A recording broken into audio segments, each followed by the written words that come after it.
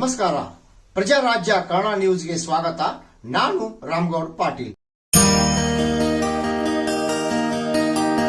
ಹುಕ್ಕೇರಿಯ ಭಂಡಾರ ಜಾತ್ರೆಯ ವೈಭವ, ಹೂವಿನ ಕೇರಿಯ ಐತಿಹಾಸಿಕ ನಮ್ಮೂರಿನ ಶ್ರೀ ಲಕ್ಷ್ಮೀ ದ್ಯಾಮವ್ವ ದೇವಿ ಜಾತ್ರೆಗೆ ಹಾರ್ದಿಕ ಸ್ವಾಗತ. ಶತಮಾನಗಳ ಇತಿಹಾಸ ಇರುವ ಹುಕ್ಕೇರಿ ಶ್ರೀ ಲಕ್ಷ್ಮೀ ದ್ಯಾಮವ್ವ ದೇವಿ ಜಾತ್ರೆ, ಶ್ರೀ ಲಕ್ಷ್ಮೀ ದ್ಯಾಮವ್ವ ದೇವಿಯ ಒನ್ನಾಟ, ಅದ್ದೂರಿ ರಥೋತ್ಸವ, ಅಲಂಕಾರಗೊಂಡು ಕಂಗೊಳಿಸುವ ಶ್ರೀ ಲಕ್ಷ್ಮೀ ದೇವಿ ಭಂಡಾರದಲ್ಲಿ ಮಿಂದೇಳುತ್ತಿರುವ ಭಕ್ತ ಸಾಗರ.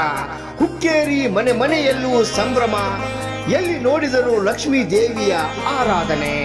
3 ವರ್ಷಕ್ಕೊಮ್ಮೆ ಜರುಗುವ ಈ ಜಾತ್ರೆ ಮಾರ್ಚ್ 10 ಮಂಗಳವಾರದಂದು ಪ್ರಾರಂಭವಾಗಿ ಶನಿವಾರ ಮಾರ್ಚ್ 14ರವರೆಗೆ 5 ದಿನಗಳ ಕಾಲ ಶ್ರೀ ಲಕ್ಷ್ಮೀ ದೇವಿಯ ಜಾತ್ರೆ ಅದ್ದೂರಿ ಸಡಗರದಿಂದ ಆಚರಿಸಲಾಗುತ್ತದೆ.